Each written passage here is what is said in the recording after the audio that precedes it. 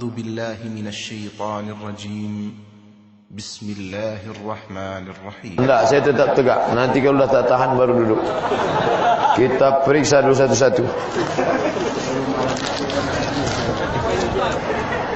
Saya seorang pengrajin kayu, souvenir ukiran. Kadang konsumen mesan ukiran kepala elang, kepala naga, sayap bangau. Apa hukumnya? Boleh, karena tak lengkap sempurna. Kepalanya aja boleh, kakinya aja boleh. Kalau perlu sayapnya aja, kepalanya tak ada. Tapi kalau utuh dia sempurna, tak boleh. Tapi yang seelok-eloknya, pokok kayu, pokok pinus. Kasih tahu, buatkan saya kepala elang. Pak, kita kan di Riau, Riau banyak sawit. Kita tukar aja elang ni jadi pokok sawit ya.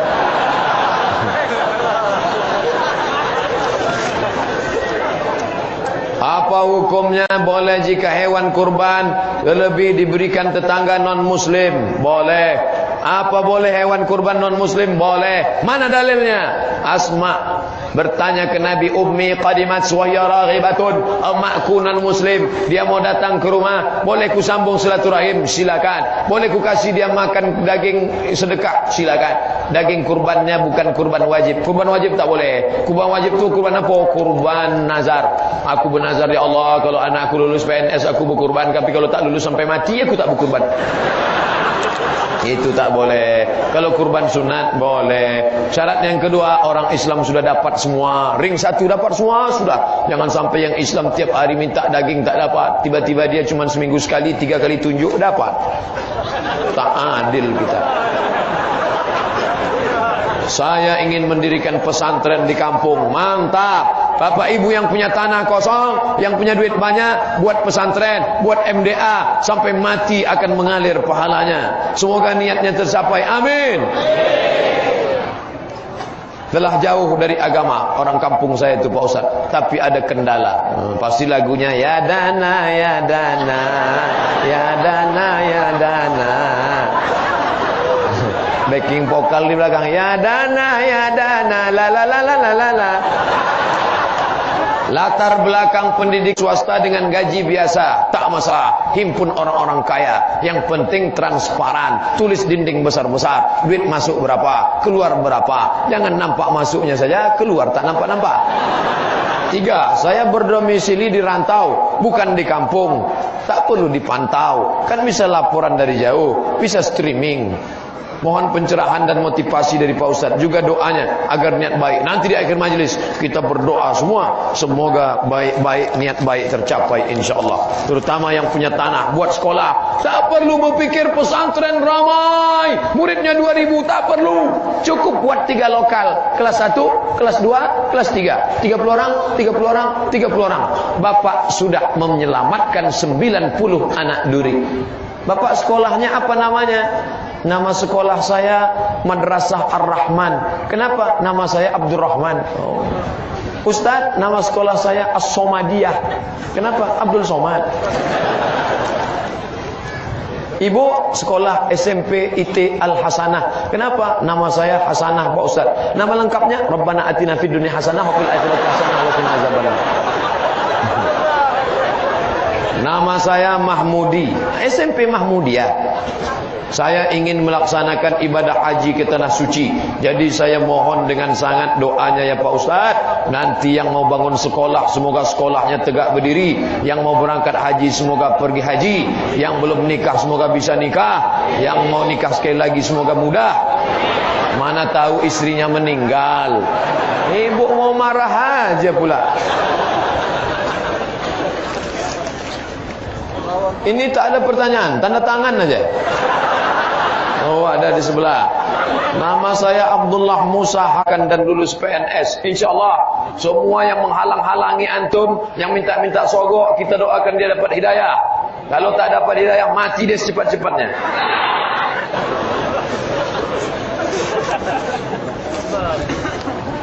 Mau bertanya Pak Ustaz, masalah berzikir bersama-sama secara berjamaah. Soalnya saya pernah dengar Rasul pernah berzikir bersama jika untuk mengajari orang yang belum bisa berzikir. Bagaimana menurut Pak Ustaz? Nama kitabnya Natijatul Fikri fil Jahri Bizzikri. Nama penulisnya Imam Jalaluddin Abdurrahman As-Suyuti. Hafalan hadisnya 200.000 hadis di kepalanya. Dan kata dia, zikir jahar bersama itu sunnah. Ada Imam Suyuti, hafalan hadisnya 200.000, zikirnya berjamaah. Ada ustadz penceramah, hafal hadisnya cuma 2, itu pun kalau laptopnya hidup. Tiba-tiba mengatakan tak ada zikir berjamaah. Bapak ibu ikut Imam Suyuti atau ustaz laptop hadis 2 hilang kalau mati lampu? Saya ikut Imam Suyuti. Al-jahru bizikri. Maka tadi habis salat maghrib saya zikir berjamaah. Afdhalul zikri fa'lam annahu la ilaha illallah. La ilaha illallah. Tapi bacaannya jelas. Jangan sampai tak jelas. La ilaha illallah. Innalil malaikati, sesungguhnya ada malaikat berkeliling di atas muka bumi. Malaikat itu mencari majlis zikir. Malaikat mencari majlis zikir. Begitu dia pantau tengok, dipanggilnya yang lain. Halomu, halomu, come here, come here. Hai malaikat, tengok ada majlis zikir. Di mana? Di duri. Mereka pun turun membawakan rahmat. Makanya di akhir majlis nanti kita berdoa, karena doa kita pun akan diaminkan malaikat sampai ke langit ke-7 insyaallah. Pak Ustadz, di rumah saya tempat suami saya bekerja, mereka kalau dinas malam tidurnya bercampur, laki orang bini orang. Anak gadis macam ikan sarden. Minta bantuannya Pak Ustadz agar hal ini disuarakan, agar dibuat peraturan ruang istirahat perawat laki-laki dan perawat perempuan. Ini tak bisa. Sedangkan pengajian aja tak boleh bercampur, apalagi tidur. Laki-laki di sini, perempuan di sini. Kalau ada laki-laki di sini melambai itu. Hai. Maka tak boleh bercampur aduk. Laki-laki perempuan tak boleh ikhtilat, tak boleh campur aduk. Kalau saya mengajar di lokal, mana laki-laki? Sini, perempuan sini. Kami di Al-Azhar Mesir dulu, itu jarak kampus laki-laki dengan perempuan 15 km. Makanya saya tak pernah pacaran, tak dapat. Jauh. Bukan macam anak-anak sekarang, kita masuk lokal, dia sedang foto. Kacau balau, balik bonceng sana, naik sana, akhirnya masuk angin, gembung. Allah tuh. Maka jangan sampai, hai anakku perempuan, kalian ini adalah timun. Hai anakku laki-laki, kalian adalah durian. Timun berkawan sama durian tak pernah untung. Di bawah sobek, di atas bonyok, hancur. Tertulis di botol minuman. Apa tulisan di tutup botol? Do not accept if seal is broken. Jangan terima minuman kalau segelnya rusak. Sedangkan minuman harga 5.000 saja tak diterima. Maka jaga kehormatan kalian. Janji. Tak yakin saya mengambil janji. Oleh sebab itu maka kita jaga ini semua. Ini perawat-perawat bidan-bidan kenapa bisa satu ruangan? Buatkan kamar khusus untuk laki-laki, kamar untuk perempuan. Tidur-tiduran pula, na'udzubillah. Anak gadis kita, perempuan itu adalah anak kemanakan kita. Perempuan itu adalah adik kita. Ya Rasulullah, izinkan aku berzina. Sahabat sudah mencabut pedangku, pancung kepalanya. Jangan, kata Rasulullah. Apa kata Rasul? Bagaimana kalau orang berzina dengan emakmu? Bagaimana kalau orang berzina dengan adikmu? Bagaimana orang berzina dengan kakakmu? Bagaimana kalau orang berzina dengan anak perempuanmu? Mereka adalah anak-anak kita, adik-adik kita. Jangan mereka kita lihat sebagai objek seksual. Nauzubillah. Makin tebal aja nih. Apa hukum mengumandangkan azan saat menguburkan jenazah? Karena saat menguburkan jenazah ada yang diazankan Pak Ustaz. Allahu Akbar, Allahu Akbar. Siapa yang kau azankan? Tuh. Orang mati mana mendengar? Orang mati tak perlu diazankan. Lalu dari mana dalilnya? Quran tak ada, hadis tak ada, ijma' tak ada, qiyas ada. Sebagian mazhab Syafi'i dia pakai qiyas. Lahirnya diazankan, maka matinya diazankan. Itu dalil mereka sebagian. Tak semua mazhab Syafi'i. Ba'dus Syafi'iyah, sebagian bermazhab Syafi'i mengazankan mayat itu karena kata dia yusannul azanu li ghairi shalah. Dianjurkan azan bukan untuk salat pada beberapa. Di antaranya masru'. Ada orang kerasukan setan. Diazankan ke telinganya. Allahu Akbar, Allah. Allahu Akbar. Orang kerasukan setan dibacakan azan. Kenapa? Karena ketika azan dikumandangkan, setan lari sampai terkentut-kentut. Azan, suara melengking ke atas. Allahu Akbar, Allahu Akbar. Kata anjing melolong. Kenapa anjing melolong? Karena menengok setan lari tunggang langgang lintang pukau. Bisa anjing menengok? Bisa. Saya mau nengok bos. Apa kayak mata anjing?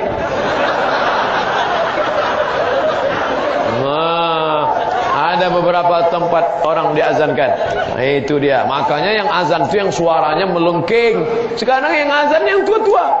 Allahu Akbar. Kata setan nih, kau serius apa tidak?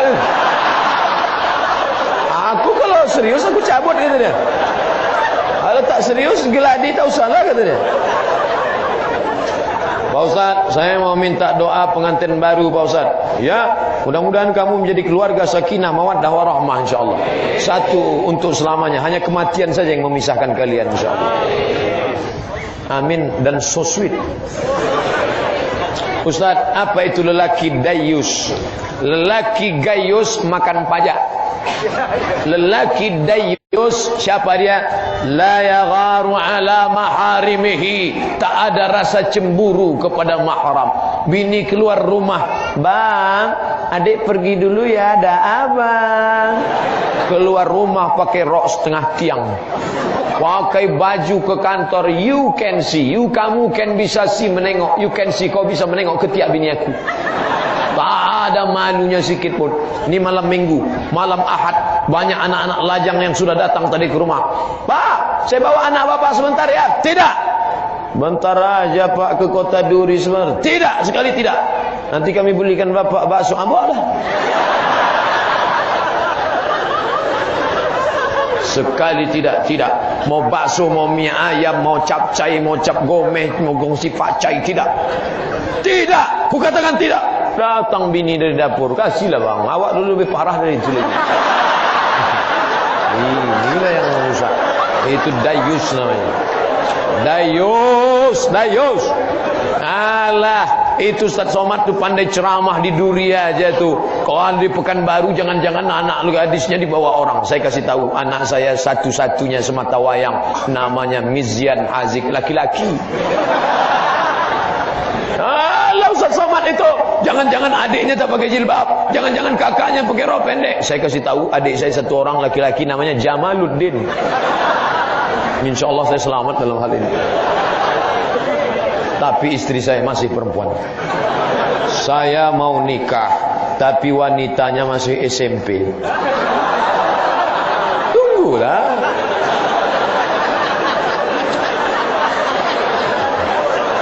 Tak lama lagi tuh. Tunggu aja, taman SMP ini 3 tahun, habis itu SMA 3 tahun. Menurut hukum undang-undang Indonesia, umur 18 tahun boleh dinikahi. Tanya ke Pak Kua, bisa kita percepat tak ini? Beli karbit biar cepat.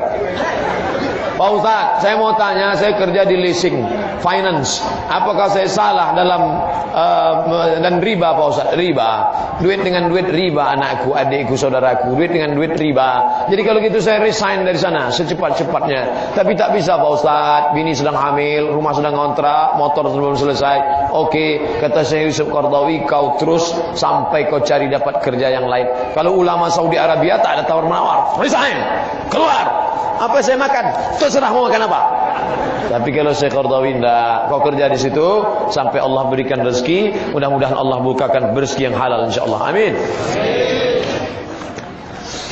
Apakah perbuatan Rasul dan sunnah hanya wajib diikuti atau hukumnya sunat? Perbuatan Nabi itu ada yang wajib. Mana dia? Salat subuh, salat zuhur, salat maghrib, salat isya. Ada perbuatan Nabi itu tak wajib, sunat muakkad. Mana dia? Akikah. Ada perbuatan Nabi itu tidak sunat muakkad, sunat saja. Apa dia? Qobliyah maghrib. Ada perbuatan Nabi itu tidak sunat, tapi dia sekedar mubah saja. Apa dia? Pakai tongkat. Nabi pakai tongkat. Itu mubah, baik, tak salah. Ada perbuatan Nabi itu haram diikuti, tak boleh. Apa? Berbini lebih dari 4. Itu hanya untuk Nabi saja. Maka yang artis-artis kemarin yang ikut, itu semua tak betul. Lebih yang subur. Saking kan suburnya, bininya pun subur. Itu tak betul. Karena hanya boleh masna 2, wasulasa 3, waruba 4. Titik. Belum. Ada kelanjutannya. Fa in khiftum alla ta'dilu. Kalau kau tak sanggup berlaku adil, fawahidah, only one. Only one. Mengapa ustaz-ustaz yang kuliah tamatan luar negeri tidak ada yang sama pendapatnya? Kami sebagai orang awam banyak yang bingung. Mohon penjelasannya. Semua ustaz luar negeri mengatakan solat subuh itu wajib. Tunjukkan saya ustaz tamat dari Mesir, dari Madinah, dari Libya yang mengatakan solat subuh tak wajib. Mana dia? Semua ustaz tamatan luar negeri LC itu mengatakan solat Jumat itu wajib. Kalau ada ustaz LC mengatakan solat Jumat tak wajib, itu lobai celako dong. Tak betul. Jadi yang ikhtilaf itu mana? Ikhtilafnya antara cabang. Yang satu mengatakan pakai usolli fardol maghribi salasa rakaatin adaan. Yang satu mengatakan tak perlu pakai usolli. Setelah ditengok-tengok kitab, rupanya perbedaan mazhab. Yang satu mengatakan pakai usolli. Kenapa perlu pakai usolli? Karena hatinya galau. Dia kalau tak pakai usolli, Allahu Akbar, ikut maghrib apa isya? 2 rakaat apa 3 rakaat? Jadi imam apa jadi makmum? Maka untuk menguatkan hatinya pakai usolli fardal maghribi. Berapa rakaat? Salasa. Salasa itu artinya 3 rakaat. Dan ini bisa dibawa pergi umroh nanti kalau ditanya. Tinggal berapa? Di lantai berapa dari Duri? Ditanya orang. Lantai berapa? Lantai 4. 4 rakaat. Yang payah. Ini lantai 7. Lantai berapa? Al-Maghrib wal Isya. Dapat juga. Masalah kunut subuh, kata ustaz yang dari Mesir katanya subuh pakai kunut. Kata ustaz yang dari Saudi Arabia tidak ada kunut. Setelah ditengok-tengok kitab perbandingan mazhab, rupanya ternyata yang dari Mesir pakai mazhab Syafi'i. Mazhab Syafi'i subuh pakai kunut. Yang dari Madinah pakai Hambali. Dalam mazhab Hambali tak ada kunut subuh. Mudah saja. Yang berkelahi gara-gara ini. Dulu antara NU sama Muhammadiyah berkelahi. Kata anak-anak muda NU, mesti pakai kunut. Kata anak-anak muda Muhammadiyah, enggak pakai kunut. Akhirnya berdebat sampai jam 2 malam. Besok sama-sama tak sembahyang subuh. Ini tak betul. Yang paling enak jadi makmum. Ju'ilal imamu liyutamma bih. Imam itu diangkat untuk diikuti. Apa kata Imam Ibnu Taimiyah? Idza qanatal imamu faqanata wa illa fala. Kalau imammu baca kunut, maka kau angkat tangan, itu ucapkan amin. Allahumma dina fi man hadait. Amin. Wa afina fi man afait. Amin. Wa tawallana fi man tawallait. Amin. Wa barik lana fi ma a'tait. Amin. Wa qina bi rahmatika syarra ma qadait. Amin. Aminnya cuma 5, sisanya tak diaminkan. Ikut kita baca. Fa innaka taqdi wa la yuqda 'alaika wa innahu la yadhillu man walayta wa la ya'zu man 'adait. Tabarak rabbana wa ta'ala falakal hamdu 'ala ma qadait. Nastaghfiruka wa natubu ilaik. Wa sallallahu ala sayyidina Muhammadin nabiyil ummi wa ala alihi wa sahbihi wa baraka wa sallam. Yang tak hafal, ada salah satu jamaah buang ingus dalam solat pakai sapu tangan, kemudian disimpannya dalam kantong. Apakah ingus termasuk najis? Tidak. Suaranya kuat, solat saya tak khusyuk. Masalah solat itu hamsah. Begitu kata Syekh Hasan As-Saqaf dalam kitab Sahih Sifat Solat Nabi. Hamsah itu diagak-agak didengar telinga awak, bukan telinga orang. Kalau telinga kita yang mendengar namanya hamsah. Kalau sampai ada orang solat didengar telinga orang lain, ada 2 kemungkinan. Pertama dia jahil, kedua pokak. Maka kita aja yang mendengar. Hamsah namanya. Adapun kalau kita sedang ingusan, sebelum sholat tuh pergi ke kamar mandi, dibuang habis-habis. Habis, kira-kira sudah habis. Tapi yang jadi masalah kan sholat Jumat. Begitu sudah dikeluar habis, pas dengar khutbah meleleh dia balik. Bawa sapu tangan. Bismillahirrahmanirrahim. Tak batal karena darurat. Mana dalilnya? Qiyas. Uqtulul aswadaini fi shalah. Bunuhlah dua yang hitam walaupun kau sedang sholat. Apa dua yang hitam? Ular dan kalajengking. Allahu akbar. Lewat ular kobra. Bunuhlah sampai mati walaupun berapa kali, tak apa-apa. Atau yang sedang muda-muda ini sedang mancing outbound, pergi ke bukit, pas sedang sholat tiba-tiba datang tak tahu entah dari mana lewat orang buta. Di depan tu ada sumur tua, janganlah tengok dia masuk ke dalam. Maka boleh dia tarik tangan orang tua tu, dialihkannya ke sini. Boleh, tapi jangan bercakap. Salatnya sah. Kalau sampai dia bercakap batal. Jangan pula, Pak, coba-coba sana ya. Batal salat. Ini tentang masalah. Saya mau tanya mengenai kunut. Udah dijawab tadi dah. Kebetulan saya yang mengamalkan kunut setiap salat subuh. Mazhab Syafi'i, bagaimana sebenarnya asbabul kunut beserta dalilnya dan mengapa dianggap bid'ah oleh golongan lain? Kunut subuh, yang mengatakan tak ada kunut subuh, mazhab paling tua Hanafi, nomor 2 Maliki, nomor 3 Syafi'i, nomor 4 Hambali. Yang berkunut, yang tak berkunut yang paling tua dengan yang paling kecil. Jadi metal pula jadi. Hanafi sama Hambali. Makanya Saudi Arabia, Makkah, Madinah tak ada kunut subuh. Kenapa? Karena mereka bermazhab Hambali. Sejak kapan? Sejak 1924. Dulu zaman tuan-tuan Syekh belajar ke sana, zaman saya Tuan Abdul Wahab Rokan, itu di sana mazhabnya Syafi'i. Karena penguasa Hijaz, Makkah, Madinah itu mazhabnya Syafi'i. Sejak revolusi King Saud tahun 1924, mereka bermazhab Hambali. Raja yang sekarang namanya Salman bin Abdul Aziz, menggantikan abangnya namanya Abdullah bin Abdul Aziz, menggantikan abangnya namanya Fahad bin Abdul Aziz, menggantikan abangnya namanya Khalid bin Abdul Aziz, menggantikan abangnya namanya Faisal bin Abdul Aziz, menggantikan abangnya namanya Su'ud bin Abdul Aziz, menggantikan ayahnya namanya King Abdul Aziz. 7 raja ini bermazhab Hambali. Maka tak ada kunut. Ini jemaah haji balik, ternyata Imam Mawak kau bid'ah. Ambo di Makkah sudah tak ada kunut. Oh, Pak Jahil bin Bahlul, bacalah sejarah, Pak. Bagaimana kunut ini? Kunut subuh sudah ada sebelum kunut nazilah. Adapun yang mengatakan tak ada kunut, yang ada cuma kunut nazilah aja. Sebulan. Karena Nabi berkunut cuma sebulan. Waktu itu Nabi mengirim da'i-da'i, tiba-tiba dibunuh. Maka selama sebulan Nabi berkunut. Betul, itu namanya kunut nazilah. 1 bulan. Tapi setelah itu summa tarakahu, Nabi meninggalkannya. Bukan meninggalkan kunut. Kata Imam Abdurrahman bin Mahdi, Nabi meninggalkan laknat dalam kunut. Karena selama sebulan itu dia melaknat. Allahumma al'an Bani Ra'il, Allahumma al'an Zakwan, Allahumma al'an Usayyah. Laknat Ra'il, laknat Zakwan, laknat Usayyah, laknat mereka. Karena mereka sudah membunuh da'i-da'iku. Begitu juga kita. Boleh kita, Allahumma al'an Myanmar, Allahumma al'an Burma, Allahumma al'an Aung San Suu Kyi, Allahumma al'an Asun Wirag, Allahumma al'an si gundul-gundul itu. Tapi kalau awak tidak bisa bahasa Arab, batal solat. Menyebut gundul lah, batal solat. Ini tentang masalah kunut. Untuk lengkapnya baca 37 masalah populer Abdul Somad LCMA, download gratis di Play Store.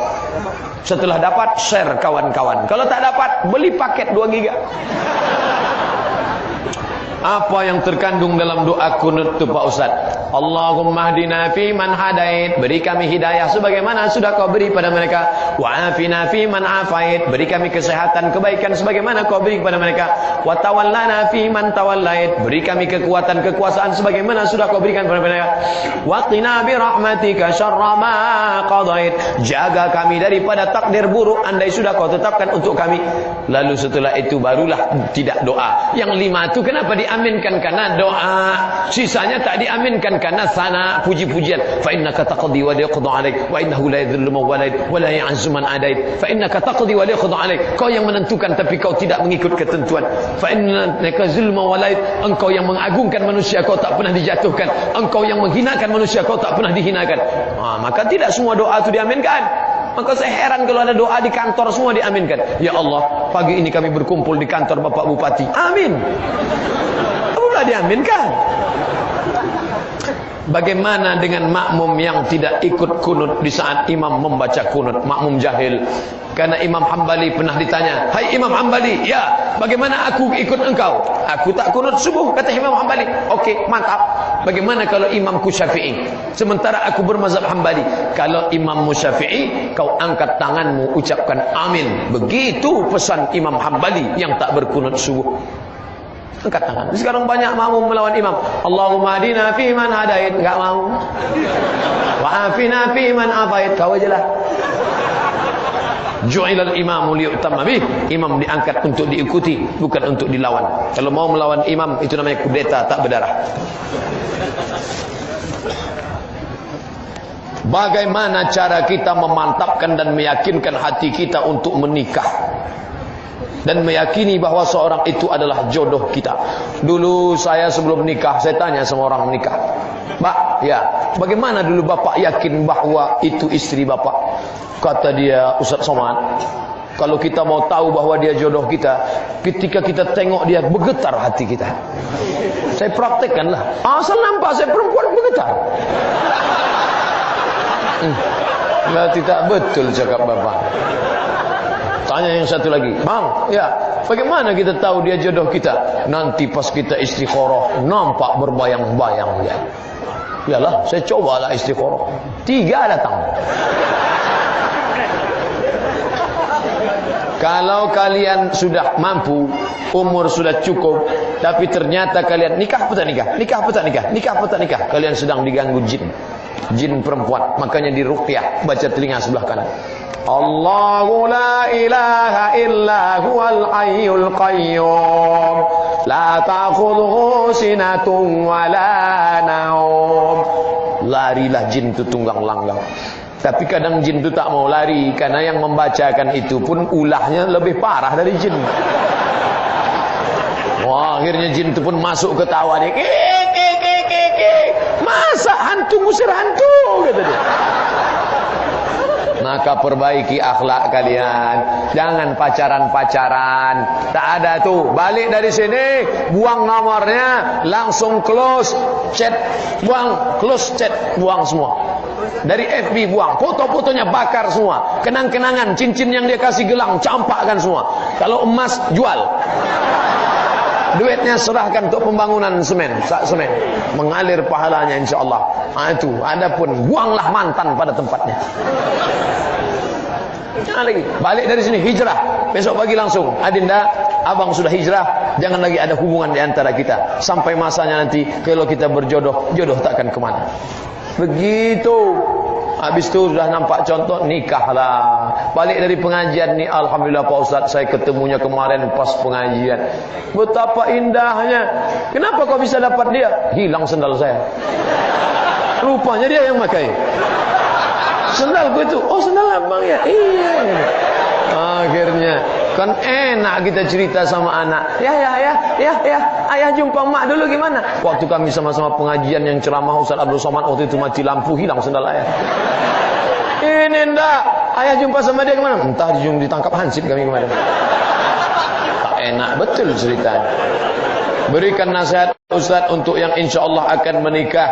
Kalian tak perlu khawatir. Kenapa? Karena Allah sudah tetapkan. Yang sudah ditetapkan Allah takkan lari kemana. Kalau jodoh takkan kemana. Tapi tetap usaha Pak Ustaz. Ada jamaah-jamaah Ustaz, tolong kenalkan sama saya Pak Ustaz. Kalau bisa Pak Ustaz orangnya kaya, keturunan bangsawan, bangsa yang hidup di awan, cantik Pak Ustaz, dan orangnya taat beragama. Ada 4-4-nya Pak Ustaz. Kata Ustaz, kalau ada 4-4-nya kenapa aku kasih ke kau?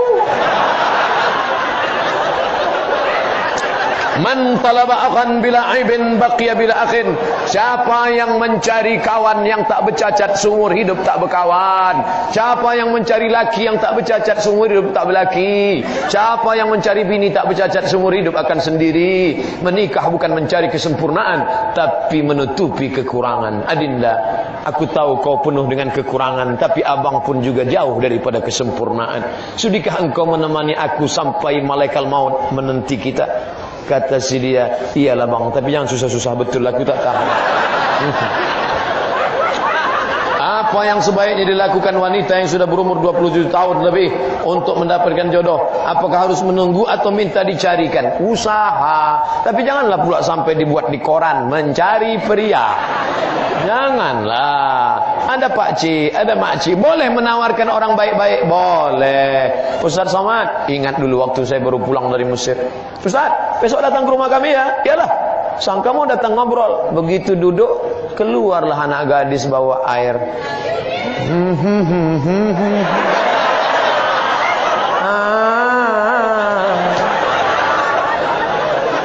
Kelanjutannya tak usahlah kita ceritakan. Terlalu romantis untuk diceritakan. Apakah Pak Ustadz menyediakan media untuk ta'aruf? Oh, banyak kojo lain. Ada sahabat-sahabat kita yang mengelola ini, bahkan ada websitenya, dipertemukan dengan cara yang syar'i. Adapun saya mau mempertemukan orang baik, yang satu orang baik di kutub selatan, yang satu orang baik di kutub utara. Begitu kita pertemukan mereka, betapa indahnya lahir anak cucu yang baik-baik, insyaallah. Amin. Masalah saya penuh dengan masalah. Hidup ini tempat masalah. Dunia ini tempat masalah. Siapa yang berani hidup, berani menghadapi masalah. Takut menghadapi masalah, jangan hidup. Takut hidup, mati saja.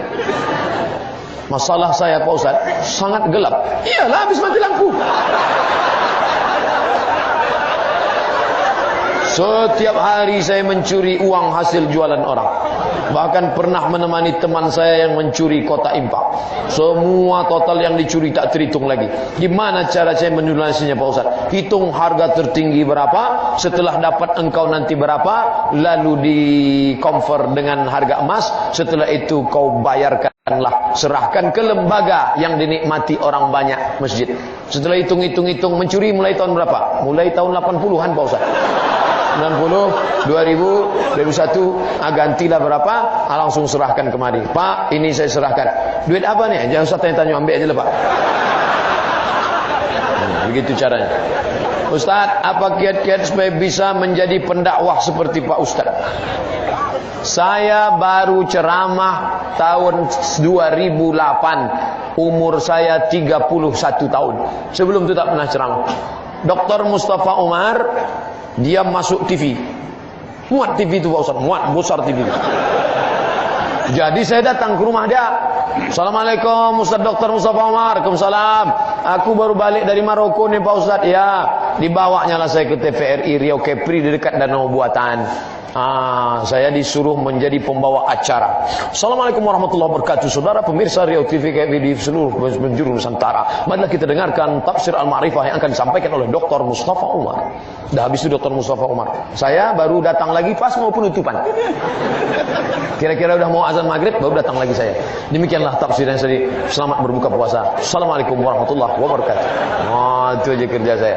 Habis itu mulailah saya menengok bagaimana cara ceramah nih. Saya tengok Dr. Mustafa Umar ceramah di Masjid An-Nur. Dia suaranya tak perlu melengking. Dia santai macam cerita. Muslimin yang dimuliakan Allah. Saya cobalah. Besok malam saya coba. Kaum muslimin yang dimuliakan Allah. Oh, tak bisa kita tiru gaya dia ini rupanya. Dia punya karisma yang luar biasa. Sementara kita kalau tak bersuara keras orang tak menengok. Jadi kita punya gaya masing-masing. Akhirnya minjamlah kamera Dr. Mustafa Umar. Beliau punya kamera. Dipakailah kamera ini, direkam. Dimasukkanlah ke dalam internet, ke YouTube. Masuklah dari 2008 sampai 2017. Ini sampailah sekarang. Akhirnya kemana-mana saya pergi. Terakhir kemarin ke Batam. Sampai di pelabuhan Batam. Datanglah anak gadis tak berjilbab pakai celana jeans. Ustaz, boleh foto bareng?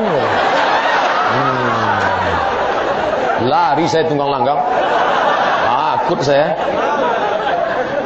apakah boleh akikah itu dilaksanakan oleh 7 orang dari keluarga yang berbeda-beda dengan satu sapi? Datang Ustaz ini, tidak boleh akikah berkongsi dalam satu sapi. Kalau mau 1 kambing atau 2 kambing. Kata Ustaz ini. Datang Ustaz ini, boleh, silakan. Jadi mana yang kamu pilih? Itulah Pak Ustaz. Saking bingungnya saya sampai sekarang saya tak berakikah. Ustaz yang mengatakan kata dia harus 1 kambing 2 kambing, yang dia baca kitab fikih sunnah yang ditulis Said Sabiq. Said Sabiq mazhabnya Hanafi. Maka menurut mereka kambing kurban akikah tak boleh berkongsi. Sedangkan dalam mazhab Syafi'i, Ustaz tadi yang mengatakan boleh, itu yang dia baca 2 kitab mazhab Syafi'i. Pertama Hasyiah Al-Bujairimi, yang kedua adalah Qalyubi wa Umairah. Maka dalam mazhab Syafi'i boleh 7 orang berkongsi dalam 1 sapi. Muat kami nanti 1 sapi itu Pak Ustaz. InsyaAllah sapinya dibesarkan lebih dari sapi Australia. Jadi kesimpulannya, kalau ada ustaz yang ceramah mengatakan tak bisa, itu dia pakai fikih sunnah Said Sabiq. Kalau ada ustaz mengatakan bisa, dia pakai mazhab Syafi'i. Ustaz condong ke mana? Saya condong ke mazhab Syafi'i. Apabila seorang suami menikah,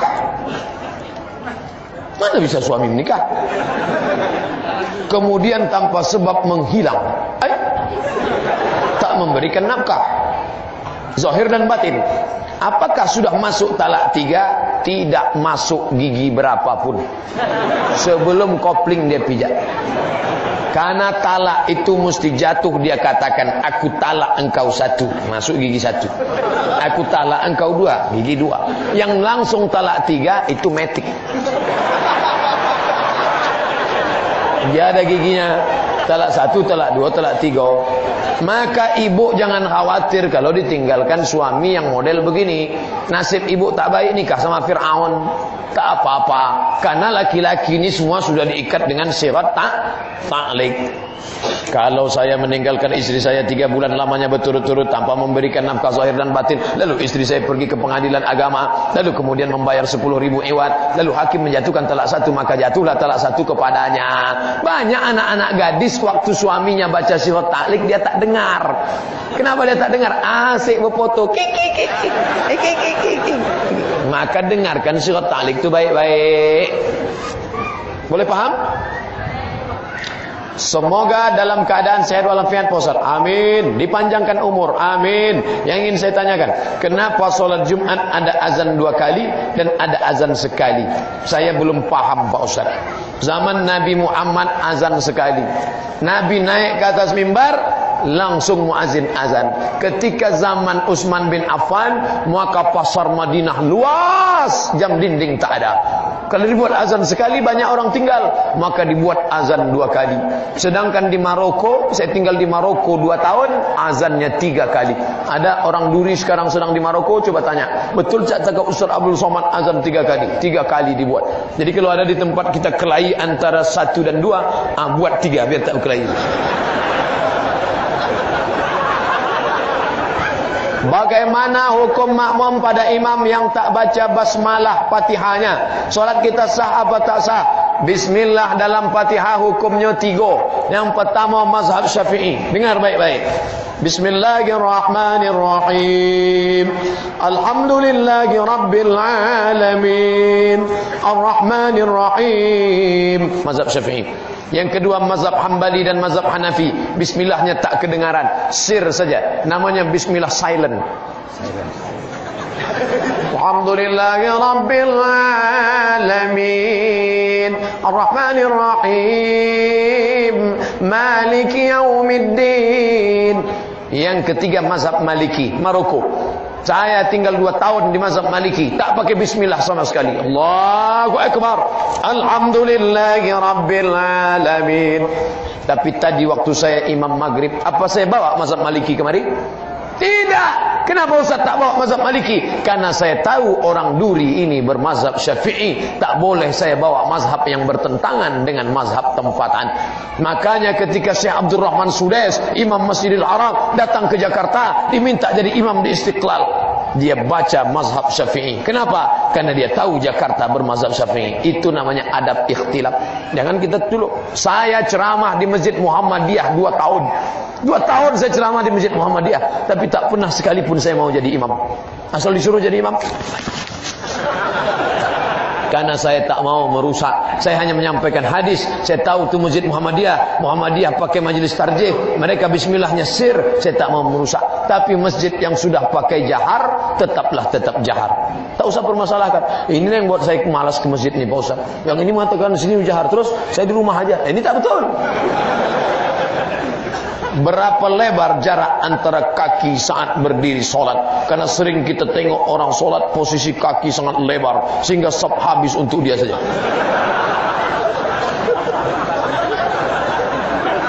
Sejengkal atau sejengkal setengah sesuai dengan bahu. Karena qadamun bi qadamin, kaki dengan kaki, bahu dengan bahu. Tak mungkin kaki terlalu lebar, tentu kaca spion tak bersentuhan. Itu kalau ada terlalu lebar kaki sampai bahunya tak bersentuhan, itu namanya Bigfoot. Mobil yang bannya pakai ban terlalu besar, maka seimbang. Kaki rapat dengan kaki, bahu rapat dengan bahu. Bahu bersentuh dengan bahu tak masalah, karena ada kain. Tapi ketika kaki bersentuh dengan kaki, bagi sebagian orang sensitif, geli dia. Ustaz, kalau ada orang menempel kaki ke kaki saya diam aja. Tapi tak semua orang macam saya. Ada orang begitu ditempel, geli dia geser. Kalau sudah sekali dia geser, jangan kita nempel lagi. Nanti asyik nurut kaki je lah. Kita khawatirnya dia preman baru tobat. Begitu kita sekali, ini pijakan ya.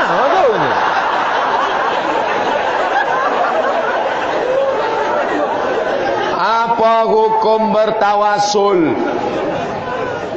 Allah Ta'ala minta kepada Allah tak bisa langsung. Ya ayyuhallazina amanu taqullah. Mintalah kepada Allah.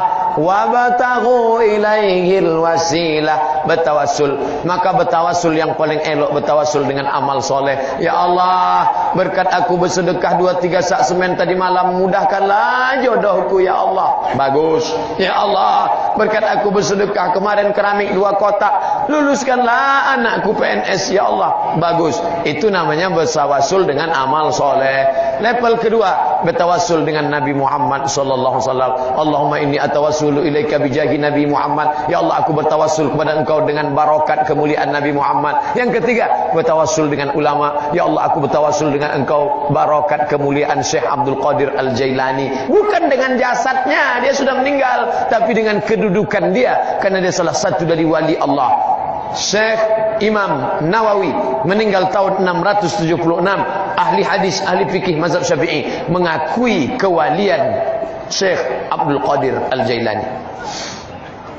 Apa ciri kriteria golongan Ahlussunnah wal Jamaah? Selama pakai Quran Sunnah, dia Ahlussunnah wal Jamaah. Mau dia NU, Perti, Al-Wasliyah, Muhammadiyah, FPI, maka dia Ahlussunnah wal Jamaah.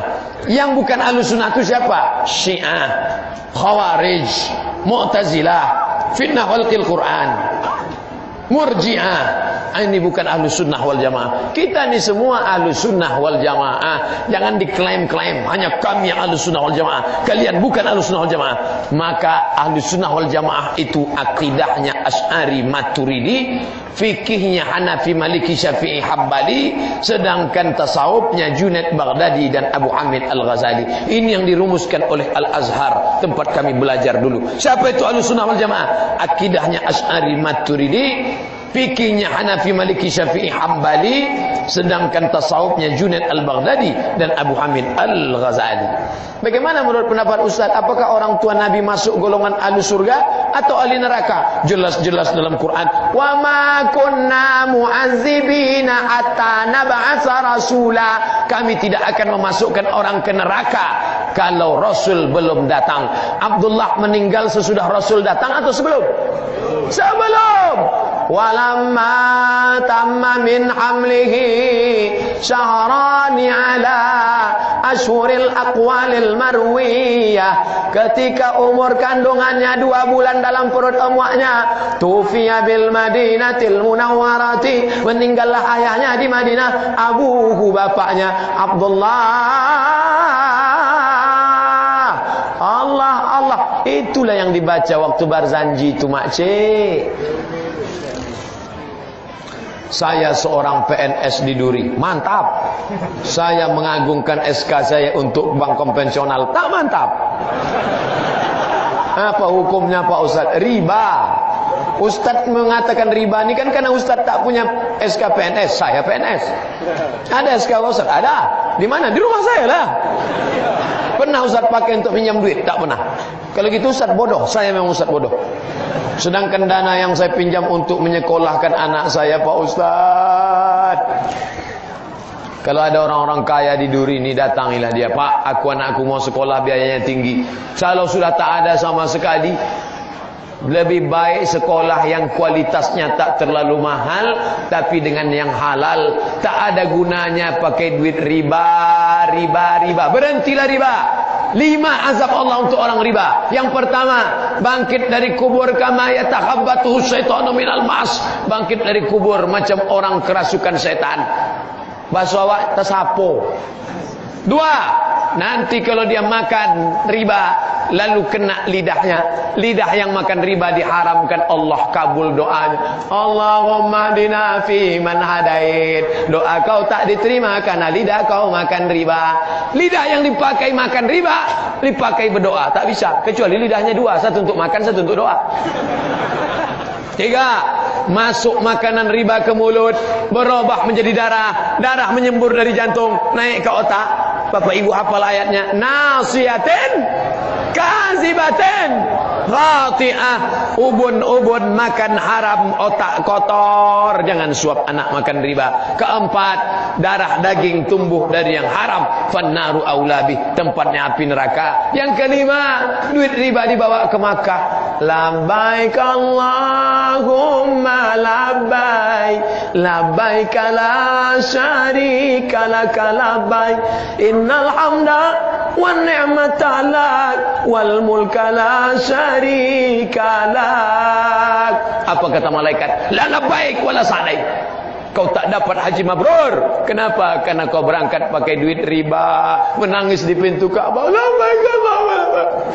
Apa yang kau tangiskan? Kakiku dipijak Afrika. Tak tersentuh hati kena riba.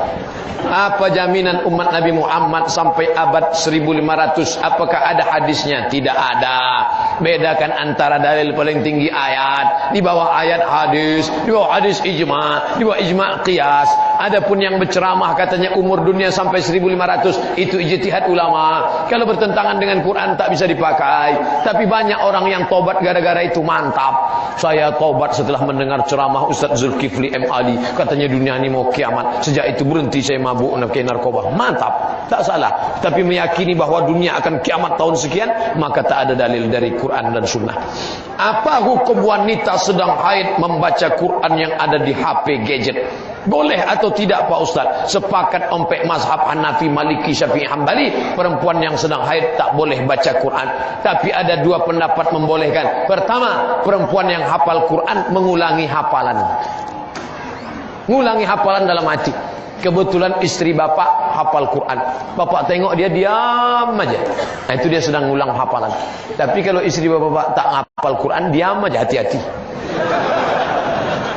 Yang kedua, boleh membaca kalau bacanya putus-putus. Innallaha la yastahi ayat riba. Boleh. Tapi dia baca langsung tak boleh. Saya guru di sekolah, silakan guru. Anak-anak, kita buka Quran ya. Megang tak boleh. Bawa tak boleh. Baca sambung tak boleh. Duduk di masjid tak boleh. Duduk di mana? Emperan. Maka dibuat emperan masjid. Di dalam tak boleh. Ini tentang masalah larangan menurut mazhab Syafi'i.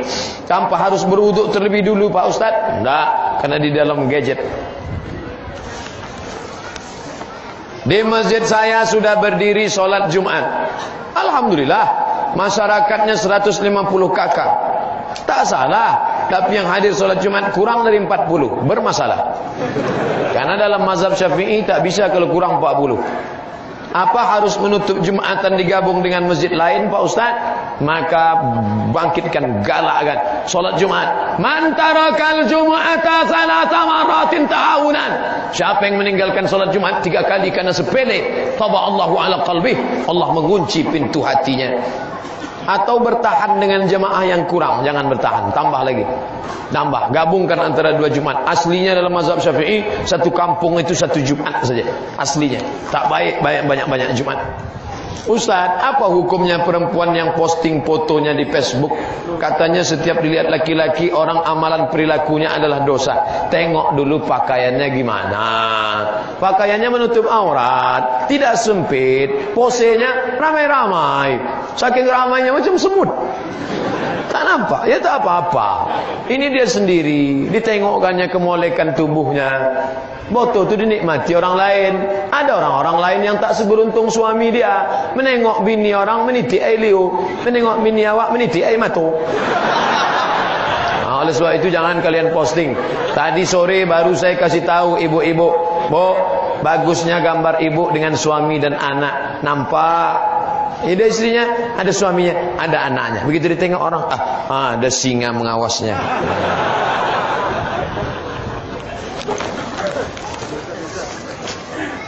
Tolong terangkan gimana pendapat Ustaz tentang jamaah dakwah atau jamaah tabligh.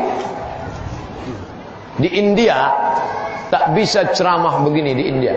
Kalau sempat ceramah begini akan datang Sanjay Dutt, Amitabh Bachchan, Shah Rukh Khan, Hema Malini, Sri Devi, semua datang. Aja coach kita, coach. Maka oleh sebab itu datanglah Maulana Ilyas, Maulana Zakaria Kandahlawi. Akhirnya mereka berdakwah dari pintu ke pintu. Assalamualaikum, waalaikumsalam. Kya hal hai? Tiki. Kya hal hai? Apa kabar? Tiki, kabar baik. Buka pintu. Ayo ke masjid. Orang India, saya lama berkawan sama orang India, satu asrama sama orang India. Bingung saya, entah kapan iya, entah kapan tidak. Jadi kita berangkat ke kuliah sore nih. Gitu. Kau ini iya apa tidak? Oke. Gitu. Namanya Abu Ahmad, kawan saya dari Chittagong. Dia tak bisa bilang T, semuanya T, everything to real. Nah, maka mereka inilah yang berdakwah, yang mengajak preman bertato, yang mengajak bapak polisi, tentara, yang mengajak pejabat-pejabat. Itu siapa? Ini jamaah ini. Yang diejek jamaah kompor. Ada pula ngejeknya katanya jamaah KUPJ, kelompok Ustadz Panjang Jangwi. Macam-macam ejekan, tapi mereka tersenyum. Ada preman di kampung saya, rambutnya sampai sepantat, laki-laki, punya meja biliar banyak. Pas saya pulang kampung, saya tengok dia jadi imam sholat. Loh, terkejut saya. Abang kok bisa berubah? Tiba-tiba masuk jamaah kompor nih ke tempat biliar saya. Diceramahinya saya di meja biliar. Biliar, mau kemana kalian mati? Ini yang tak pernah dilakukan Ustaz Somad. Ustaz Somad berceramah di masjid. Setelah jamaah kompor nih ngajak, ayo ke masjid. Setelah orang berkumpul di masjid, barulah datang Abdul Somad. Assalamualaikum. Abdul Somad menceramahi orang yang sudah baik. Adapun jamaah ini menceramahi preman-preman tengik yang ada di terminal, bertato tegap gambar ular kobra. Datang jamaah kompor nih mukur ular kobranya. Ustadz Dery Sulaiman itu taubatnya bukan di tangan Ustadz, di tangan jamaah kompor. Dia dapat hidayahnya bukan di Makkah, di Bali. Dia tatunya banyak. Ketika dia tanya sama Ustadz, boleh saya sholat, saya bertato? Kau bertato, kau hina. Akhirnya dia merasa jauh. Tiba-tiba datang jamaah kompor, dia tanya, saya bertato, boleh saya sholat? Kata jamaah kompor, yang masalah bukan orang bertato sholat, yang masalah itu orang tak bertato tapi tak sholat. Dapat hidayahnya, lembut hatinya. Asal jumpa kasih minyak wangi. Asal jumpa dikasih minyak wangi. Saya berapa botol minyak wangi ada di rumah. Ustaz, hukum zakat profesi itu dikeluarkan tiap bulan. Tiap bulan keluarkan. Siapa yang dapat sebulan 4 juta, zakatnya 100 ribu, 25 ribu, 25 ribu, 25 ribu, 25 ribu. Kalau 50 juta Pak Ustaz, Kalikan aja lah. 25.000 1 juta. Saya ada 40 juta Pak Ustaz, 1 juta. Kalau 50 juta 1.250.000. Kalau 100 juta 2,5 juta. Ini ceritanya dari Duri. Kisah nyata, true story, tentang orang yang datang mengutip zakat ke rumah dia. Pak, kasih kami zakat Bapak. Kami tengok mobil bawa mewah. Apa kata dia? Saya dililit utang. Rumah saya di real estate 5 juta belum dibayar. Mobil mewah saya 2 miliar lagi belum. Bulan depan tiba-tiba datang dia. Tengok Pak Haji yang kemarin bayar zakat. Alhamdulillah, dia sudah dapat hidayah. Begitu dibukakan pintu, apa kata dia? Ada zakat untuk saya. Bukan nakut-nakuti ya. Tapi kalau tak dikeluarkan, ingat, duit yang tak dizakati akan keluar dengan caranya sendiri. Ada saja cara Allah buat dia keluar. Tak ada angin, tak ada hujan, tiba-tiba lutut sakit minta ampun. Dikusuk tak mempan, dimasukkan jarum makin sakit, paku payung makin parah. Akhirnya dibawa ke mahkota hospital Malaka. Datanglah dokter Cina bawa martil kecil, dipukulnya lutut. Ayah, lapuklah lama pakai. Jadi gimana nih kau? Tenang, kita sudah siapkan lutut made in China lah. Sebelah kiri 20 juta, sebelah kanan 40, sebelah kiri 40, ongkos pasang 20, pas 100. Duit hantu dimakan setan. Oleh sebab itu keluarkan zakat. Berzakatlah. Mohon jadwal tausiah Ustaz dipublish ya, insyaallah. Buka web kita yang resmi, namanya Ustaz Abdul Somad. Ada tulisan Arabnya. Yang gambar saya dengan anak-anak suku Talang Mama. Yang lain daripada itu tak resmi. Entah punya siapa, kawan-kawan kita juga. Kawan jadwal ke Masjid Raya CP Duri Pak Ustaz belum ada lagi. Jazakallah khairan wa iyyakum. Kalau kita dibilang orang jazakallah, semoga Allah memberi kau balasan kebaikan, balasannya wa iyyakum. Semoga kau juga dapat begitu. Ini banyak orang kita jazakallah. Ustaz, saya mau nanya yang lebih jelas. Gimana hukum orang merokok walaupun sebatang? Rokok haram menurut Muhammadiyah, rokok haram menurut ulama Mesir, rokok haram menurut ulama Saudi Arabia, rokok haram menurut Majelis Ulama Indonesia bagi ibu hamil, ibu menyusui, orang tua, orang sakit, anak-anak. Adapun orang yang normal merokok makruh, begitu menurut ulama. Ustaz merokok, saya tak merokok. Itu fatwa, pilihlah.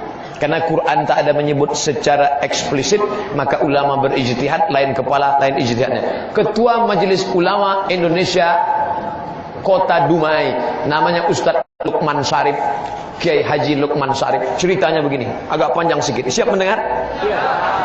Adalah seorang kiai. Di belakang rumah kiai ini ada pokok nanas, ada pokok pisang, ada pokok ubi, ada pokok kacang.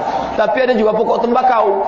Suatu hari datanglah segerombolan babi menyerang pokok-pokok di belakang rumah kiai. Besok pagi Pak Kiai buka, ditengoknya kacang habis, nanas habis, jambu habis, pisang habis. Yang tak dimakan babi cuma tembakau. Ternyata dalam dunia babi pun haram juga tembakau. Hadis ini sahih, diriwayatkan oleh Ustaz Lukman Syarif. Jangan salahkan saya hanya menyampaikannya saja. Apakah Imam Mahdi akan muncul sebelum atau sesudah khilafah tegak Pak Ustaz? Sebelum. Ketika khilafah sudah tegak, khilafat ala minhajin nubuwah, maka tak ada lagi. Dia akan bangkit ketika dunia sedang kacau balau. Setelah khilafah naik, maka dunia aman, adem, ayam, tentram. 5 fase riwayat Ahmad bin Hanbal. Pertama, kenabian 10 tahun. Kedua, khulafah Rasyidin 30 tahun. Ketiga, al-khulafaul ad, khalafah menggigit Bani Umayyah, Bani Abbasiyah, tumbang Turki Utsmani 1924. Keempat, khulafah pemimpin yang zalim-zalim, aniaya. Kelima, khilafah ala minhajin nubuwah. Hadis riwayat Ahmad bin Hanbal. Di mana tempat membeli software hadis yang terpercaya? Kitab 9. Play Store Kitab 9 hadis. Enter, dapat download gratis. 9 kitab itu apa aja? Sahih Bukhari, Sahih Muslim, Sunan Abi Daud, Sunan Nasai, Sunan Tirmidzi, Sunan Ibn Majah, Musnad Ahmad bin Hanbal, Muwatta Malik, Sunan Ad-Darimi. 9 kitab induk Ahlu Sunnah wal Jamaah. Bagaimana hukum perempuan yang duduk dalam masjid mendengar ceramah sedangkan dalam keadaan haid? Perempuan yang berhalangan mendengar ceramah di teras emperan masjid. Makanya suara mikrofon dipakai di luar. Kalau dia tabligh akbar pakai layar. Wah, buat pakai layar. Oh, itu ada layar. Itu gambar saya.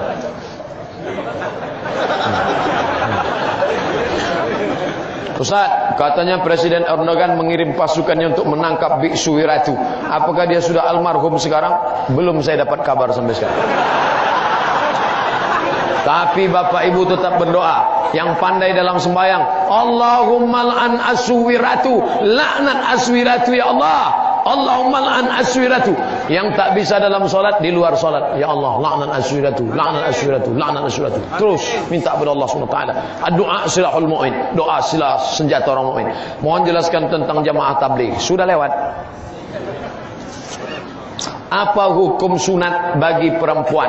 Mazhab Syafi'i wajib, Hanafi, Maliki, Syafi'i sunat bagi anak perempuan. Ustaz punya anak perempuan? Tak ada. Keponakan perempuan? Ada. Saya suruh anak keponakan perempuan saya disunat, dikhitan. Kalau dokter tak mau mengkhitan alasan bla bla bla, cari dukun bersunat. Dukun yang tak pakai jin, dukun sunat. Lain daripada itu pakai hantu, nyiblorong, sundel bolong, suster ngesot. Maka cari dukun sunat, suruh dia mengkhitan anak perempuan kita. Karena dalam mazhab Syafi'i wajib. Bagaimana cara Ustaz membagi waktu belajar sehingga Ustaz hafal hadis, mazhab, sejarah Islam dan itu di Azhar kita wajib dihafal. Masuk kelas bawa cuman pena, tak boleh bawa kertas. Siapa yang tak ngapal beasiswa putus. Kalau beasiswa putus tak dapat tiket balik. Siapkan rakit menghanyut dari Sungai Nil ke Sungai Siak. Semua anak-anak Azhar tuh hafal. Asalkan tamat dia dari Azhar hafal. Cuman ada yang mau menyampaikan, ada yang tidak. Sama semua isi kepala anak Azhar. Cuman ada yang kalem, dia diam aja. Yang satu ini berbunyi. Yang berbunyi itu belum tentu berilmu. Tong kosong nyaring bunyinya. Banyak tuan-tuan saya Azhar, alumni Azhar tuh dia bawanya diam aja. Dia diam aja. Tak dapat dan tidak, Allah malam. Apa hukumnya kalau membagi uang sama masyarakat untuk menjadi kepala desa? Dan apa doa yang baik Pak Ustaz? Ambil uangnya, jangan coblos orangnya. Ketika kita mengambil paku lalu mencoblos gambar orang, Juni 2018 pemilihan gubernur Riau. Ingat, saat Anda mencoblos, Anda sedang bersaksi, saya Abdul Somad dengan ini memilih orang ini layak menjadi pemimpin saya 5 tahun ke depan. Plus, Ibu pilih yang mana? Yang gambar ini Pak Ustaz. Kenapa? Setiap istikharah asal pejam mata gambar dia yang nampak. Kenapa Ibu pilih gambar dia? Cumanalah Pak Ustaz, surat Yasin dapat 2, jilbab 3, rebana sepasang. Ingat, ar-rashi wal murtashi, Allah melaknat yang menyogok dan terima sogok. Ambil duitnya, serahkan untuk beli semen. Habis. Ini terakhir. Oh, ada lagi. Baik. Tak masalah. Saya selalu ditanya orang, kenapa Ustaz jawab semua? Zaman ini masih ada orang mau mengaji, itu alhamdulillah. Kenapa Ustaz tahankan menjawab? Zaman edan macam ini masih ada orang mau mengaji, itu alhamdulillah. Mestinya kita datang ke rumah orang, ngajak orang mengaji. Ini orang sudah mau datang, tiba-tiba kita petantang petenteng. Oh, dia azab Allah. Yang udah kurus mati toga nanti. Pak Ustaz, kalau nikah siri itu hukumnya apa Pak Ustaz? Berdosa apa tidak Pak Ustaz? Nikah siri, saya janda sudah 7 tahun. Nikah siri kalau cukup rukunnya sah. Ada wali, ada saksi adil 2 orang, ada mahar, ada ijab, ada qabul, ada. Aku nikahkan engkau dengan anakku dengan mahar sebentuk cincin emas tunai, sah. Nikah siri yang tak sah itu berdua di kamar hotel, aku nikahkan engkau, aku bayar mahar 50.000 sampai jam 5 sore nanti tunai. Nikah siri kalau cukup rukun syarat sah. Tapi ku pesankan kepada anak adik kemanakanku perempuan, jangan kalian nikah siri. Karena kalau kalian nikah siri nanti anak lahir membuat akte payah. Kalau kalian nikah siri, mati laki itu mau menuntut harta warisan payah. Apalagi bini pertamanya galak, habis rambut kalian dicabut-cabutnya. Yang ketiga, kalau nikah siri, lari laki itu tak pergi tak kemana, kalian mau nikah lagi payah. Karena tolaknya digantungnya, itu namanya takabe indak batali. Pak Ustaz, doa untuk orang tua biar lepas siksa azab kubur, apa doanya Pak Ustaz? Allahumma ja'al qabrahu raudatan min riyadil jinan. Jadikan kuburnya salah satu dari taman surgamu ya Allah. Wala taj'al qabrahu hufratan min hufarin niran. Jangan jadikan kuburnya salah satu dari lubang nerakamu. Aku tak bisa bahasa Arab Pak Ustaz. Tak usah berdoa bahasa Arab. Doa itu yang penting bahasa Arab 4 aja. A'udzubillah, bismillah, alhamdulillah, selawat. Habis itu bahasa awak. Ya Allah, anakku sedang kuliah di Jakarta, jangan sampai dia berzina, jangan sampai dia pacaran, jangan sampai dia dibawa supir angkot, jangan sampai dia... Aku tak lebih bisa bahasa Indonesia Pak Ustaz. Bahasa awak. Iko banyak mana nak diminta kan nampak tamu alam balakinan kedua anak berminang ke ampe baca rai pulau. Iki wis perang priadino bojone ora toko wis ngalor ngidul ngetan iki piye ya Allah. Minta kepada Allah Taala. Tak mesti pakai bahasa Arab. Siapa bilang doa pakai bahasa Arab? Allah bukan orang Arab. Kecuali dalam sembahyang. Sembahyang tak boleh pakai bahasa Indonesia. Allah nan gadang bana. Nah, itu tak boleh.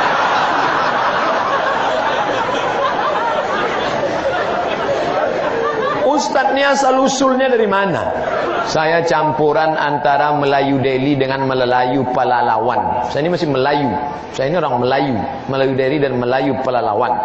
Nama istri bapak siapa? Oh, kok pula tanya-tanya nama bini? Berdomisili di mana? Saya tinggal di Jalan Sukakarya Panam. Nah, datang nanti ke Kawakan Baru jumpa insyaallah. Dia tanya istri yang keberapa? Bagaimana yang disebut dalam sempurna melakukan sholat tahajud? Ini kalau sudah ganti mikrofon ini lama lagi baru berhenti ini. Bagaimana yang disebut dengan sempurna melaksanakan sholat taubat Pak Ustaz? Mamin muslimin yuznibu dzamban, kalau ada buat dosa, summa yatatahhar, mandi, seelok-eloknya mandi. Mandinya di mana Pak Ustaz? Ya terserahlah. Oh di kolam renang, oh di sungai, paling elok mandi di sungai. Bukan cuma dosanya hilang, orangnya hilang sekalian. Belum. Habis itu sembahyang salat sunat taubat, usolli sunnat taubat, raka'ataini lillahi ta'ala, ayatnya bebas. Summa yastaghfirullah, minta ampun kepada Allah. Astaghfirullah rabbal baraya, astaghfirullah minal khataya.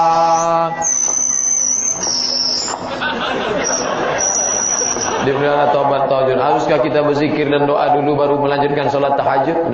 Tak ada aturan. Mau zikir dulu tahajud silakan. Mau tahajud habis itu berzikir silakan. Kalau ustaz sendiri sholat dulu, sholat tahajud habis itu sholat witir baru berzikir. Subhanallah, alhamdulillah, Allahu akbar, la ilaha illallah, afdhalu zikri fa'alam annahu la ilaha illallah. Selawat diperbanyak. Man shalla alaihi salatan, siapa yang berselawat kepadaku 1 kali, sallallahu alaihi bi asyra, dibalas 10.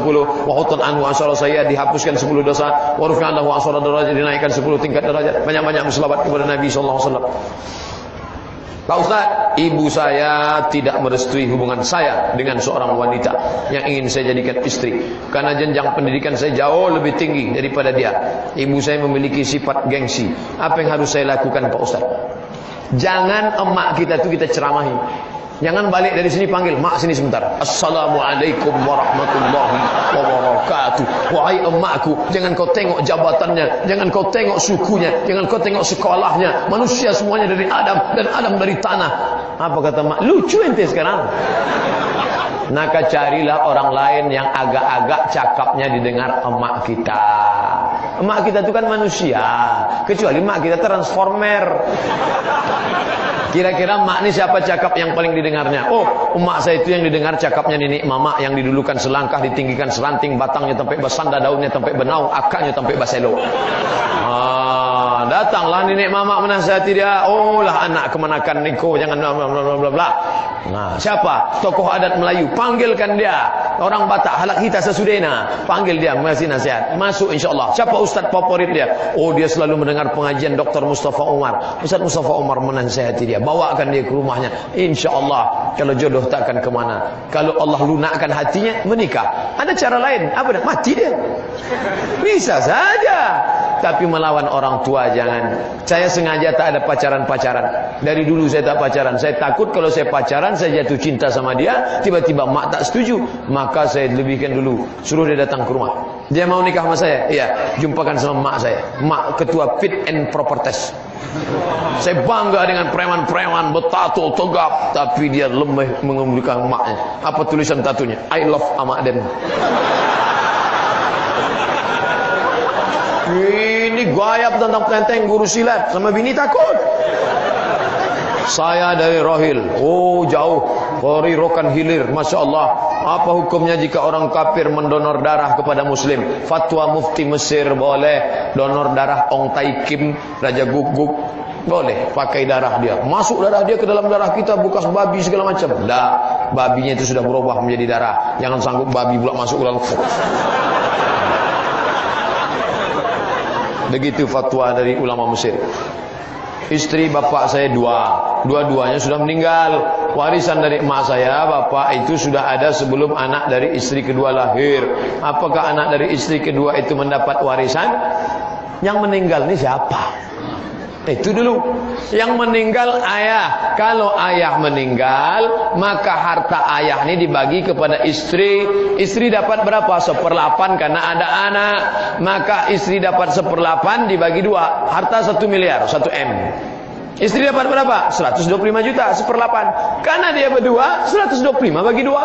Itu maka ibu tu tak mau berbagi. Bukan masalah abang tu dibagi, duit tu berbagi. 125 juta bagi 4, mana dia mau? Sisanya 875 dibagi ahli waris. Nah, selesai. Tapi ini ada harta gono gini. Apa arti gono gini? Kau begono, aku begini. Harta gono gini itu dibagi dulu 50% setelah menikah dapat. Nikah sama dia dulu, apa ada harta dia? Ada Vespa busuk Pak Ustaz. Nah, itu tak dibagi. Ini kebun tanah sawit, itu dibagi 50% untuk almarhum, 50% untuk istri. Ini yang dibagi ini. Ini dulu waktu istri pertama, ini istri kedua. Itu dia yang disebut dengan gono gini. Maka harta istri pertama itu hanya dibagikan kepada anak dia saja, tidak dibagikan kepada anak dari istri keduanya, karena itu tak berhak kepada dia. Ini tentang masalah harta gono gini. Habis. Ini terakhir. Masya Allah. Masya Allah, respon masyarakat Duri mengaji maksudnya. Bagaimana hukum perempuan berziarah kubur, ikut mengantar jenazah ke kubur? Saya baru pulang dari Mesir bulan lalu. Kebetulan di bawah apartemen ada meninggal. Barulah tahu kita bagaimana kenapa Nabi melarang. Perempuan Mesir itu kalau meninggal, wih, cakar-cakar muka, menarik-narik rambut. Beda sama orang kita. Orang kita kalau meninggal dia tenang aja. Kenapa ibu tenang? Memang udah lama aku tunggu Pak Ustaz. Jadi beda juga karakteristik. Nah, adapun hadis yang melarang perempuan ziarah kubur, la'anallahu zawwaratil kubur. Allah melaknat perempuan yang ziarah kubur. Ada sebabnya. Kenapa dilarang dia ziarah kubur? Karena ziarah untuk mempersedih-sedih diri. Anaknya meninggal sudah 20 tahun. Tiap hari dia tengok untuk mempersedih. Tak boleh. Tapi kalau dia datang untuk mengambil iktibar pelajaran, boleh. Bapak-bapak, istri bapak yang hobi shopping ke mall, sering-sering bawa ziarah. Kalau perlu sehari 3 kali, pagi sekali, siang sekali, petang sekali. Asal dia datang, bang, jalan kita ke mall yuk, ayo kita ziarah cepat. Dia cepat dia ingat mati. Duit kau untuk beli tas sepatu itu bagus untuk masjid. Sering-sering bawa dia ziarah. Habis ziarah kubur bawa kemari. Habis ziarah kubur bawa kemari. Habis ziarah kubur bawa kemari. Jadi nanti kalau ada ustaz mengatakan perempuan tak boleh ziarah kubur, ada sebabnya. Apa dia? Adapun mengantar hanya sampai pada tingkat makruh dia. Kenapa? Karena perempuan itu kalau sudah sampai mengantar, menengok, meraung, meratap, dia ingat segala macam. Kalau anaknya meninggal, tiap hari dia sedih menangis. nangis setiap hari. Ini tak baik. Karena beda laki-laki sama perempuan. Kalau perempuan itu lebih ke buka hati, kalau laki-laki lebih ke kepala. Laki-laki itu rasional, perempuan lebih pada perasaan. Setelah itu dia pun akan hanyut, dia larut, nauzubillah, bunuh diri dan lain sebagainya. Bagaimana tindakan istri Rasulullah ketika beliau meninggal? Apakah ikut mengantarkan? Tidak. Istri-istri Rasulullah tetap laki-laki yang mengantar. Laki-laki yang mengantar ke laki-laki yang mengantar. Kok kata Ustaz mengantar, mau diantar ke mana? Nabi tak diantar ke mana-mana. Nabi langsung dimakamkan di kamar dia. Kamar di mana? Kamar dia bersama Sayyidatuna Aisyah. Antara mimbar Nabi dengan kamar Nabi cuman 22 meter. Aisyah, Fatimah anaknya, Aisyah dan istri-istri Nabi. Tapi yang mengurus jenazahnya Ali menantunya, Sayyidina Al-Hasan, Sayyidina Al-Husain cucunya, Fadl bin Abbas dengan Abdullah bin Abbas anak Abbas, kemudian Abbas bin Abdul Muttalib. Yang lebih utama mengurus jenazah itu adalah Ahlul Bait. Jenazah Nabi tak diantar kemana-mana. Pak Ustaz, apa hukumnya wanita yang punya penghasilan sendiri bersedekah tanpa diketahui suami dan juga memberi orang tua? Harta suami, harta istri. Dalam harta suami ada hak istri, tapi dalam harta istri ada tak hak suami? Ya. Tengok, semua mengatakan tidak. Tidak. Maka saya tanya tadi, tidak kan? Saya ulang balik. Harta bapak, harta ibu. Dalam harta bapak ada hak ibu. Apa dia? Nafkah. Tapi dalam harta ibu tak ada hak bapak. Maka terserah dia mau dipakai ke mana. Tapi, ini ada tapi.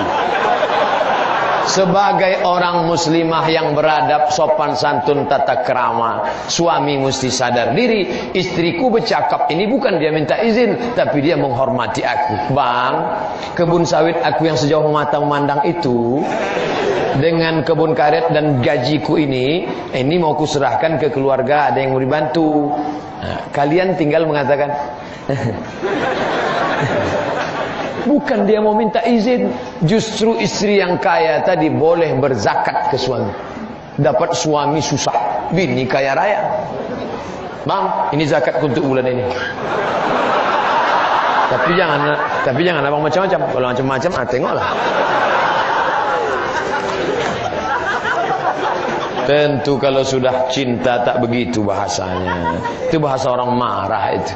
Tapi kalau sudah hati dia di tangan bapak, semua dia serahkan. Bang, mobil, kebun, ambillah semua. Kau sentuh tepat di hatinya, dia akan jadi milikmu untuk selamanya. So sweet. Saya karyawan swasta di Duri. Semoga Ustaz sehat. Amin. Ustaz, saya ingin bertanya. Iyalah, dari tadi bertanya aja tuh. Ustaz, gaji saya sebulan 3.500.000. Alhamdulillah. Apakah perlu saya mengenakan zakat penghasilan? 85 gram setahun baru kena zakat. 85 gram. Ingat, 85. Jangan keluar dari sini berubah jadi 58. 85 gram tak berubah sampai mati. Kali harga emas 500.000, 85 gram kali 500.000 sama dengan 42.500.000. 42.500 setahun. Kalau sebulan bagi 12, 42.500 bagi 12 sama dengan 3,6. Maka saudaraku yang berpenghasilan 3,5 belum kena. Tapi jangan tengok gajinya saja. Ada orang bergaji 3.500.000 tapi tunjang, uang sipak, uang sikut, uang sundut. SPPD keluar kota, masuk kota, keluar kota, masuk hotel, keluar hotel, naik pesawat, turun pesawat, maka ditotal semua. Kalau memang betul-betul cuma 3.500.000 belum kena zakat, tapi kau tetap bersedekah, berinfak, berwakaf, kau jolok rezeki itu turun, insyaallah bertambah. Amin. Ustaz, apa itu harta warisan? Mati ayah kita, kita dapat harta warisan. Meninggal bini kita, kita dapat harta warisan. Meninggal pula kita, itu pun harta warisan kita, diwarisi oleh anak istri kita. Apa beda dengan hibah Pak Ustaz? Orang tua, saya punya anak. Anakku, kesini sebentar. Itu ruko 2 pintu, kau ambil. Urus suratnya sekarang. Itu namanya hibah. Kalau wasiat, anakku, itu ruko 2 pintu untuk engkau. Tapi tunggu aku mati. Itu namanya wasiat. Pengurus masjid jangan senang kalau menerima wasiat, karena belum tentu kita dapat. Pak, masjid ini mau dibangun. Iya, ambil ruko saya sana 2 pintu. Wasiat apa hibah? Wasiat. Tak usahlah Pak. Nampaknya lama Bapak mati lagi nih. Tapi kalau kata dia hibah, urus langsung ke masjid. Nah, maka beruntung kalau dapat. Ada orang ini sudah mau mati, ngap bau udah. Begitu diserahkannya sehat. Pak pengurus, gimana kemarin wasiat? Oh, itulah susah hati kami udah. Tak jadi dia mati gitu. Ustaz, bagaimana dengan hibah orang tua yang sudah meninggal dunia? Itu bukan hibah, wasiat. Wasiat tidak boleh diberikan kepada ahli waris. Saya mau mati, saya wasiatkan ke anak saya. Syaratnya dua. Pertama, ahli waris yang lain mesti setuju. Setuju kalian ku kasih anakku ini? Setuju. Tapi ingat, ittaqullah, takutlah kepada Allah. Wa'dilu baina auladikum. Kalian mesti bersikap adil pada anak-anak. Jangan anak ini disekolahkan sampai S2, S3, S cendol, S doger. Anak ini SD pun tak tamat. Nanti setelah tua mereka berkelahi gara-gara itu. Cucu kita berkelahi. Datuk kita tak adil dulu. Pakcik ini disekolahkannya tinggi-tinggi. Sampai ke Kairo, sampai ke Mesir. Yang ini SD pun tak tamat. Kenapa tak sekolah? Ayah kau yang jahat dulu, bandel dia. Berkelahi mereka gara-gara kita. Kertas terakhir. Ayah saya seorang pelukis. Beliau sering melukis makhluk hidup lengkap. Bagaimana cara menjelaskan kepada ayah saya? Yang tak boleh, tak ada ikhtilaf antara ulama, patung. Patung dibentuk, dipahat, diukir, dicetak. La yadkhulul malaikata, malaikat tak masuk. Kalau patung, malaikat yang tak masuk itu malaikat rahmat, malaikat maut masuk.